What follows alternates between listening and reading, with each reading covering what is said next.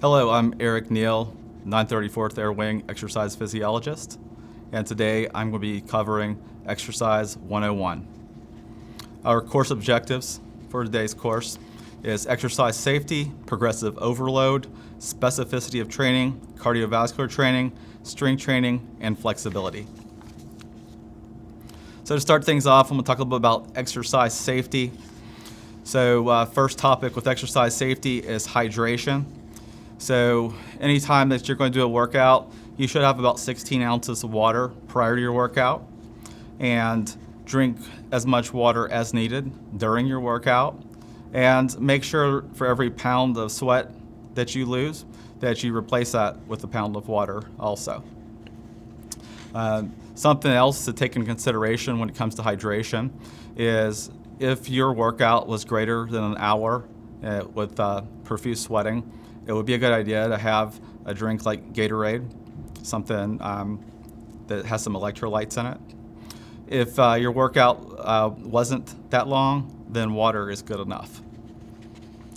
Also, I want to talk about acclimation. So if you're going to be doing an event in extreme circumstances, like it's very hot outside or it's really cold, you're going to need about 10 to 14 days to acclimate, because your body isn't going to perform as well because it's not used to that environment. So say you have a PT test coming up maybe in December, and there's a chance you're going to be running outside for that in the cold. It'd be a good idea to be doing some outside training, or maybe a PT test in August and it's going to be really hot. Be used to that outside environment, get acclimated to it so that you can perform at your best. Typically, like I said, it takes about 10 to 14 days to acclimate, and you can start deacclimating after 1 week and lose all the benefits following 3 weeks of deacclimation. Your shoes and clothing for your workout. So you want to make sure that you're wearing shoes based on your activity. So you'd be wearing basketball shoes for basketball, walking shoes for walking, running shoes for running would be an example. And I'm going to cover that a little bit more later on in this course. You want to make sure that your shoes fit. Select the shoe based on your foot type, because you might be an overpronator or underpronator, or maybe you're neutral. So you want to make sure to be assessed what type of gait that you have and get the proper shoe for that. The clothing that you should wear, you need to take in consideration synthetic socks for moisture protection, layers for installation if it gets wet, a hat and gloves in the cold, moisture-wicking clothes when it is warm, a reflective belt that can be seen in the dark. You should always warm up and cool down before each workout for 5 to 10 minutes. So the reason why it's important to warm up is that increases the temperature of your muscles. It's going to better prepare you for your workout, and you'll be able to perform better. As far as cooling down goes, it prevents the blood from pooling, and it displaces lactic acid, and you won't be quite as sore if you make sure that you do a cool down and stretch after that. Stretching should be dynamic prior to workout, during the warm-up, and static stretching should be performed following the cool down after the workout. If you're to stretch prior to your warm-up, first of all, that's cold muscles. It's not going to stretch as well. And stretching, doing a static stretch, that is, prior to your workout, can actually hinder your performance and could cause injury. So that's why you should do the static stretching following your workout. Make your stretching prior to workout dynamic, meaning with movement. For every exercise performed, ensure an exercise opposing the movement pattern is performed to keep muscles balanced. Some examples include the bench press in the row, the lat pull down and the shoulder press, the leg extension and leg curl, hip abduction and hip adduction. I'm going to go ahead and move on to progressive overload. So Progressive overload is the gradual increase of stress placed upon the body during training. And we'll be providing you some different examples of progressive overload. So one of those examples is increasing intensity. So when you're increasing intensity, that is like when you're putting more weight on the weights, lifting heavier weight. Or it could be running faster. Another type of progressive overload would be an increase of duration. So adding a fourth set to each exercise or increasing the miles that you're running per week up to 10% are some examples of how to increase duration. You could also increase your frequency.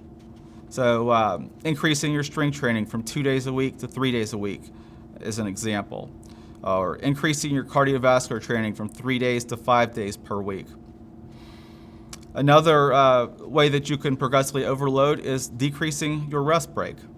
So decreasing rest between strength training sets from 1 minute to 30 seconds is a way that you can progressively overload. Decreasing low intensity period of interval training. So say you're running for 30 seconds and then you're walking or jogging for 90 seconds.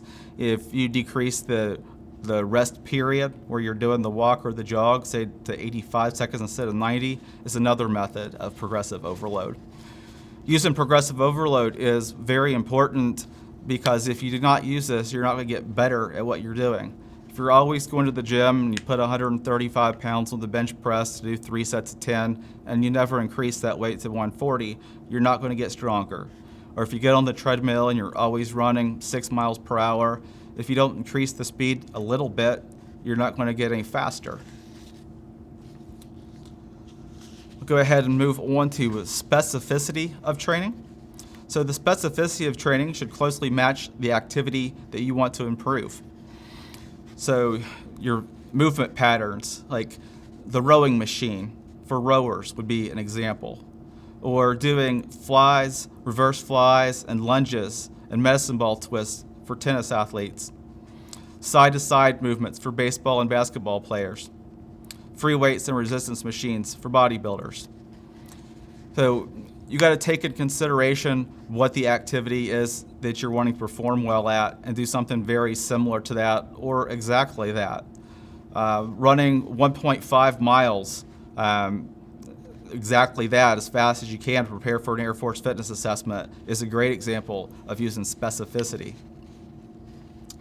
So that also covers intensity, the 1.5 miles. Another area for intensity would be a power lifter, training with a load greater than 85% of their 1 rep max. They're getting that neurological adaptation of lifting that heavier weight. Running with your heart rate at 180 minus your age to find a speed that you can handle to build up towards running a marathon, also known as the Maffetone method. These are just specific ways to prepare for the event that you want to do.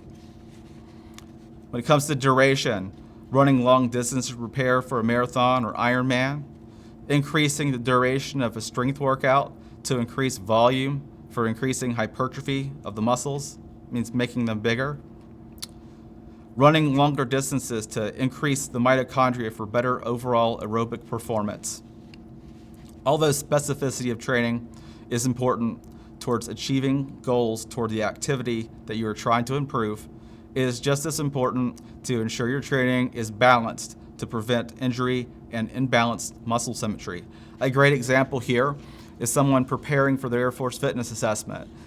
If all they are doing is doing sit-ups and push-ups and running 1.5 miles, and they're not doing other exercises like back extension or a row, there's a great chance that you're going to have injury because you're overdeveloping one set of muscles and you're going to be underdeveloped for the opposing muscles. And injury is going to lead to a lack of performance because you're out of action for a while. So make sure that you are doing balanced training those opposing muscles. For cardiovascular training, so some methods for heart rate training when it comes to cardiovascular training. 220 minus your age formula. Pretty easy formula to use. basically what you do is you're taking 220 minus your age, and you multiply that by a percentage of intensity for a training heart rate. So let's say you're 20 years old and you want to train at 70% of your maximum heart rate. 220 minus 20 makes 200. 200 times 70% would be 140. That would make a training heart rate of 140. Then you've got your Carbonin method. It's a little bit more complex, a little bit more accurate of a method to use. You take your maximum heart rate and you subtract your resting heart rate to determine your heart rate reserve. And once you have your heart rate reserve, you multiply that times the percentage of intensities. And then you add back your resting heart rate to that number. So if you're 20 years old and you have a resting heart rate of 80 beats per minute and you want to train at, say, 80% of your maximum heart rate. So we would take 220 minus 20 to get 200, minus 80 to give you a heart rate reserve of 120. We would multiply 120 times 80% to get 96. And then we would add back that resting heart rate of 80 to 96 and get 176 as a training heart rate. The last method I'm going to speak about is the Maffetone method. The Maffetone method is 180 minus your age to give you your training heart rate. So if you're 40 years old, we would just take 180 minus 40 and get 140. There's also some other areas that you can add to this Maffetone. If you've been away from training for quite some time, you could subtract 5 from that. Or if you've had some injuries, major illnesses, subtract 10. And if you've been training for greater than 2 years and doing well, you can go ahead and add additional 5 beats to that number. The Maffetone method is a great method for being able to run for long duration time. So it's training actually in a rate where you're burning more fat than you'd be burning when you're training harder. And what happens is over time, you just keep getting a little bit faster at that heart rate, and that's how those improvements are made. Another style of training is interval training. Some examples that we can talk about here, 30 seconds of sprints or 30 seconds of running as hard as you can with 90 seconds of active rest, walking or slow jog, and doing cycles of that. So maybe do like a 5-minute warm-up, 10 cycles of intervals, and then 5-minute cool down. That'd be a 30-minute workout total. Other methods of using the interval training would be a 400-meter track, running the straights and jogging the curves, or running for 2 minutes and then jogging or a brisk walk for 2 minutes. It's an active rest period, are some methods of doing the interval training. Interval training is a very popular method of training. It's also great for inducing good hormonal effects, and it's also known for helping prevent hunger. Another method I'll speak about is a tempo run. So a tempo run is where you're pretty much keeping the same speed. You'll do a warm-up, run the same speed all the way through, and then do a cool down. So a good example of a tempo run would be to do a 5-minute warm-up, run your Air Force 1.5 miles, and then do a 5 to 10 minute cool down following that. The last method I want to speak about is fartlek. Fartlek is a combination of running, jogging, and walking during training to allow you to go a longer duration. Maybe you've got some issues with a knee or something, and just taking a little bit of a break to do a walk might alleviate the pain for a little bit. Or maybe the lungs just aren't quite ready to continue running, but if you just have a active recovery by doing a brisk walk or a light jog to catch your breath and then get back to a higher speed later, is another method that people use so they can go for longer durations. So some things that we also want to consider in our cardiovascular training is our running form. So speaking of running form, we're going to talk about the gait. So you should hit the ground lightly between the heel and the midfoot, rolling forward, propelling off the balls of the feet, and avoid heel striking. And should not be loud, as good running form is springy and quiet. That's really important to have the proper gait whenever you're running so that you're avoiding injuries and perform better. We also have to consider the stride length and the frequency. So it's recommended that you do a shorter stride length with a greater frequency. Lower legs should not extend out in front of the body. If they do, the stride's too long, and you're going to have a greater chance of heel striking if you do that also. Your body mechanics. So you should have a slightly forward lean. Pretend like you got like a rope tied to your belly button and you're being pulled by a truck. So you've got sort of like a little bit of a diagonal lean. So you're not leaning forward at your waist. Your whole body is just slightly leaning forward so you're still upright. That way you're able to breathe much better. You want to keep your arms and your shoulders loose. Avoid any extraneous movement patterns. So don't be having your arms going side to side. They should be going front to back. Running in minimalist shoes. So if you choose to go that route, you want to make sure that you transition whenever you do this. So it might be best to start maybe with a 8 millimeter heel toe difference, and then go to a 4 millimeter, then to the 0, because you could end up getting injured if you just go straight from a regular shoe to the minimalist shoe. So you gotta work your way to that, and you also have to work your way on the length of distance that you're running, because that could also cause some injury, and your legs probably aren't quite ready for that yet, because there's some muscles that might have been neglected that now you're working.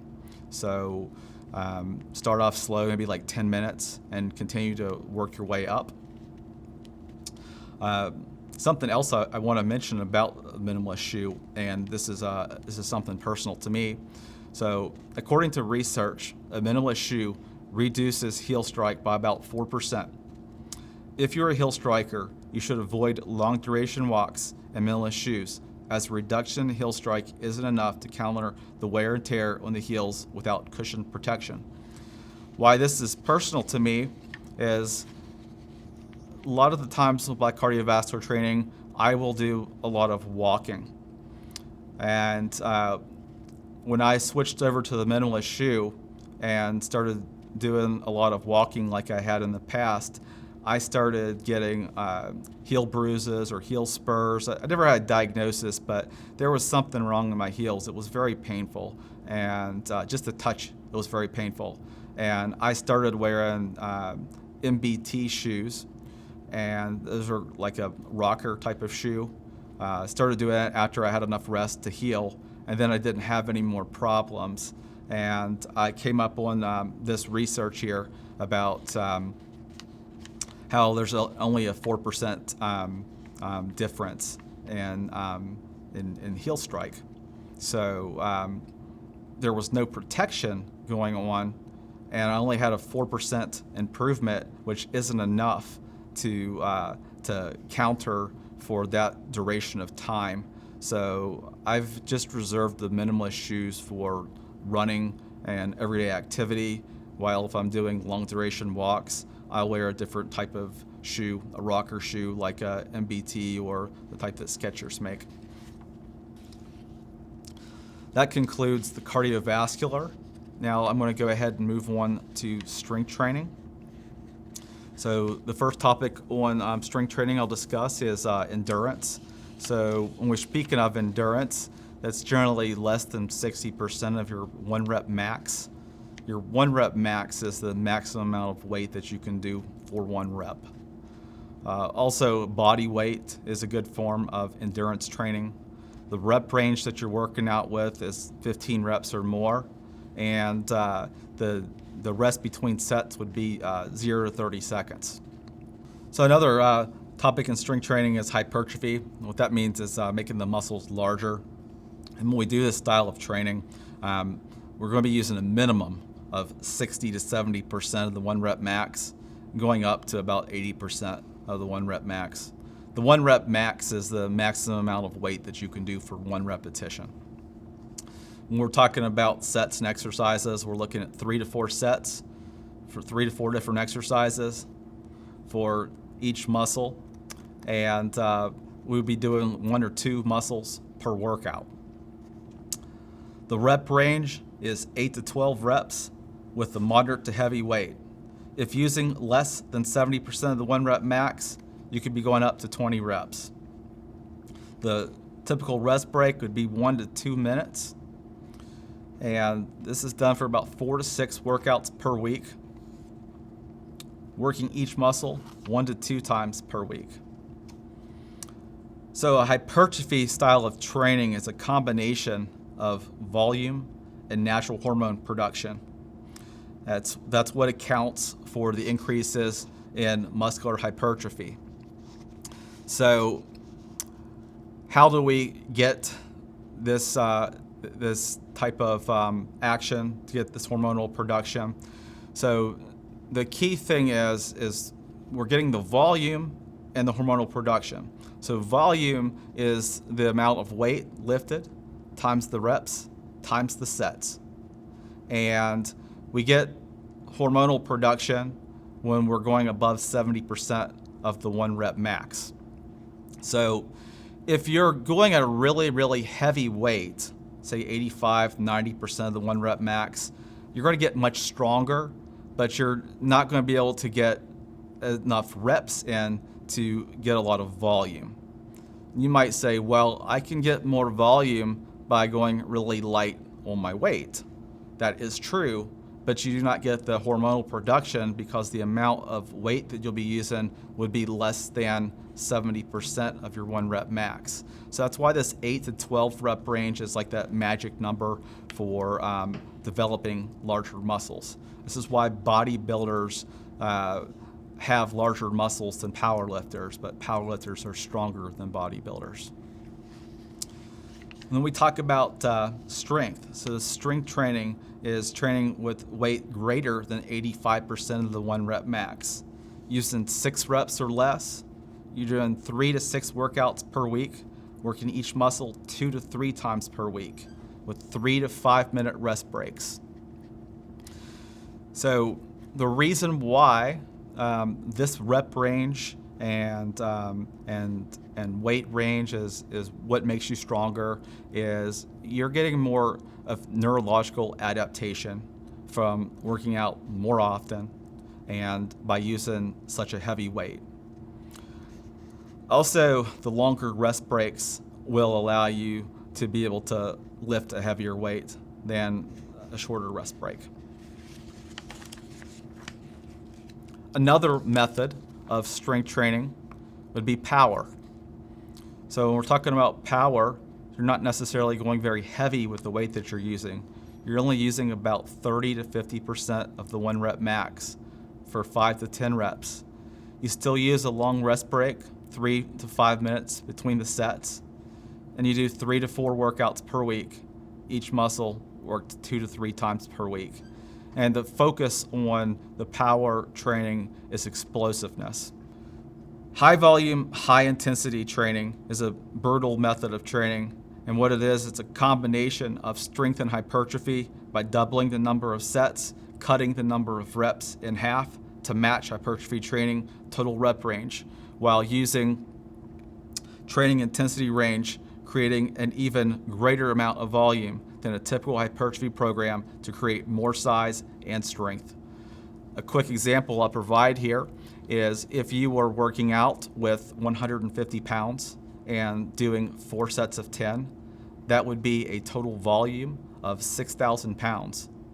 But if you were to be doing 8 sets of 5 with 175 pounds, that would be a total of 7,000 pounds of volume. So you're creating more hypertrophy doing this method, and you're also not sacrificing strength gains. This is a method that is so intense, it's something you probably want to only do for maybe 3 or 4 weeks at a time, and then cycle off and do a different program and come back to it later. Another method of training is called pre-exhaustion. Some people might want to challenge me on what I'm talking about here, but once you hear my reasons for doing pre-exhaustion, you'll understand. So as far as recruiting, having more like neurons firing, all that type of stuff, there's not going to be more of this happening from pre-exhaustion. Some people might challenge, don't do a single joint movement prior to a multi-joint movement, which is true if we're doing a full body program.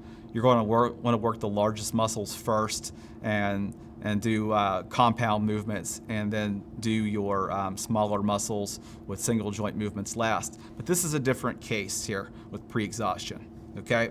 So what pre-exhaustion is, it's a technique used training a large muscle with a single joint movement first, followed by a compound joint movement working the same muscle. The first exercise pre-exhausts the large muscle, isolating it with a single joint movement, requiring increased effort with a lighter load for the compound movement, protecting the joints and tendons from loads too heavy for the body. Never choose the secondary muscle of the compound movement as the isolated pre-exhaustion exercise, as that will do the opposite of what you are trying to achieve for the largest muscle of the compound movement. Pre-exhaustion doesn't apply for typical 8 to 10 selected exercise movements performed during full body workouts, as I mentioned earlier. So an example of pre-exhaustion would be doing the chest fly followed by a bench press, or by doing the leg extension followed by the squat. You would not want to do a tricep extension followed by the bench press. That would create the opposite effect of what you're wanting to do. So a bench press, the primary muscle that's being worked is your chest, and your triceps and your shoulders assist with that movement, okay? So if you are too strong for your body, meaning that for you to be challenged, you have to use a weight that ends up hurting your elbows or hurting your shoulders or hurting you in some way, but you still want a challenge, what you do is you take that primary muscle, and in this case with a bench press, that would be the chest, and you get that muscle exhausted. So by choosing a single joint movement like the fly, the only thing that's being worked for that exercise is the chest. Very little movement with the bicep. The bicep is going to get worked a little bit on the chest fly, but very little. But mainly it's just your chest. So your chest gets exhausted, your triceps and your shoulders are fresh. So they're not going to wear out on you. So the chest is going to be so fatigued, and it's going to give out before your triceps and shoulders do. If you were to do the opposite of this and do a tricep extension prior to the chest press, what's going to happen is your triceps are going to give out before your chest does, and then your chest is not going to be getting worked as hard as it should. Another form of exercise that people use for strength training is drop sets. One of my personal favorites, actually. And what it is, it's performing multiple sets of an exercise, starting with a heavy weight and reducing the load each set with no rest between sets. When I was a teenager, I read an article in Muscle and Fitness by Dorian Yates, and he talked about how he would do 3 sets of 8, and then the last set, 25 reps. And he learned that from Arnold. And this exercise, he was talking about doing this for the preacher curl, for working the biceps. And so 3 sets of 8, then down to 25 reps, no rest in between, and that will make your arms scream.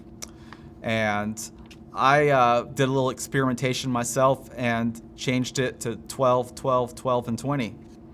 So you can get creative and come up with different rep ranges to go with. But you're going to start off with a weight that's just about as much as you can handle for whatever rep range you're going to choose to start. And then you simply just start taking the weights off as you go. And this is great for endurance. I would not say that it is something to improve strength, but it does not neglect strength. The fact that you are getting one heavy set to begin with. And this is also great for building larger muscles. You're going to get some good hormonal results, growth hormone boosts from doing drop sets. Another similar method of training to the drop sets would be the fascia stretch training. It's called FST7.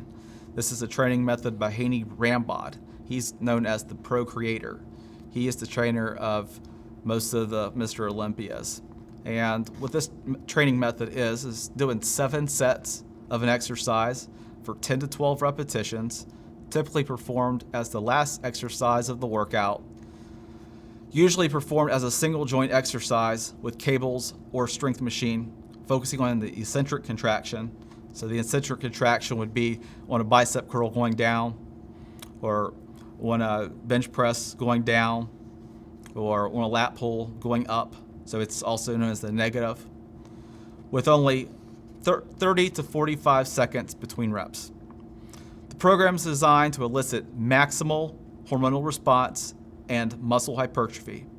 The significant tension that damages the integrity of the muscles can cause an increase in contractile proteins such as actin and myosin, which increases the cross-sectional area of the muscle, leading to strength and mass gains. It is believed that the increased metabolic demands and metabolites such as lactate from FST7 increase anabolic hormones. And the reason why that they're recommending that you use like selectorized strength machines or cables is because this is a very difficult training method. You're looking at 7 sets of one exercise for 10 to 12 reps, and you're only get 30 to 45 seconds between. It's very tiring. So it's a little bit easier to make it through those by choosing an exercise that you don't have to balance as much. Like this is much easier done with a leg extension rather than doing a squat, or with a fly rather than doing a bench press. Give it a try and you'll see what I'm talking about. Another method of strength training is the eccentric contraction, as I spoke of earlier, also known as the negative. It's the lengthening of the muscle under tension. So I gave an example earlier, the lowering of the bench press, the raising of the lat pull. Research by Hackney and colleagues finds contractions focused on eccentric load contribute to delayed onset muscle soreness, also known as DOMS, and a large excess post-exercise oxygen consumption, also known as EPOC, which increase resting energy expenditure, meaning that you're burning more calories at rest after your workout is over. A study performed by Doan shows performing eccentric contractions with a supramaxillar load of 105% and increase 1 rep max by 5 to 15 pounds. Program design uses 105% of the 10 rep max and progressively increase up to 125% of the 10 rep max. Another study by Moore and colleagues found, based on a linear equation comparing how many reps could be performed with eccentric contraction only at 110%, 120%, and 130% of a 1 rep max, determined eccentric only 1 rep max to be 164.8% of the concentric 1 rep max. That is pretty astonishing there. I've read in the past, typically your eccentric contractions could run from 130 to 160%. They did a study and found it went even further, up to 164.8%. So what this method of training would be doing, so you'd definitely be needing to use a partner with this. So you're taking a weight that's a little bit heavier than what you could handle, and you're going down, which you can handle, but when you're coming up, you're going to have your partner help you pull it back up. And so you're going to be doing nice slow reps going down. You're very sore by doing this, but you'll get some good hormonal responses from doing the eccentric training, and you'll find that you'll get stronger. The last topic I want to speak about today is flexibility. So a little bit earlier, I talked about dynamic stretching. This is something that you do during your warm-up. So what they're stretches with movement. So best performed prior to a workout as a dynamic warm-up. Some examples would include Pilates, high knees, butt kicks, jumping jacks. So basically anything that is stretching your muscles with movement. Then we have static stretching. Static stretching are stretches that are held for a period of time, best performed following the cool down from your workout.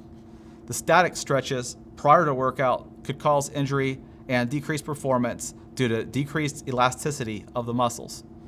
So for your static stretching, you should be performing 1 to 2 sets of stretches per major muscle group for about 10 to 30 seconds. And you're going to hold these stretches at slight discomfort but not pain. Another example of static stretching would be yoga. In yoga, unlike Pilates, you're holding the stretch. In Pilates, you're doing stretching with movement. Also, there's another form of stretching. It's called proprioceptive neuromuscular facilitation. It's also known as PNF stretching.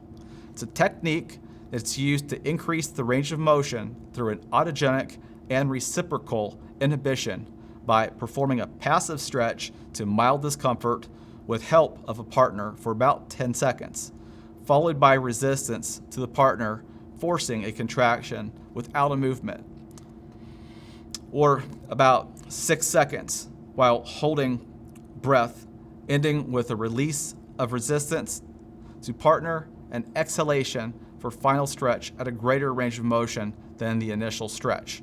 So an example for this type of stretch would be the hamstring stretch.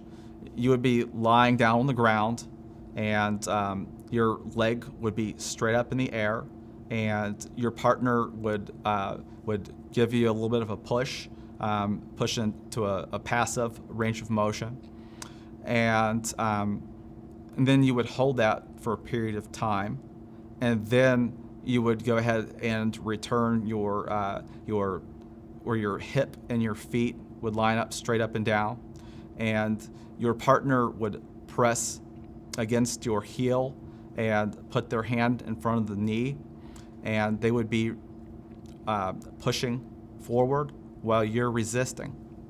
And you'll be holding your breath while this is happening, and then after about 6 to 10 seconds of that, you'll go ahead and release your breath and exhale, and go ahead and release the resistance that you're providing your partner. And through this inhibition of your muscles, then you are going to be able to take that passive stretch to a further range of motion. And this has been a very effective method for increasing flexibility. If you have any questions, please contact me at eric.neal.4@us.af.mil.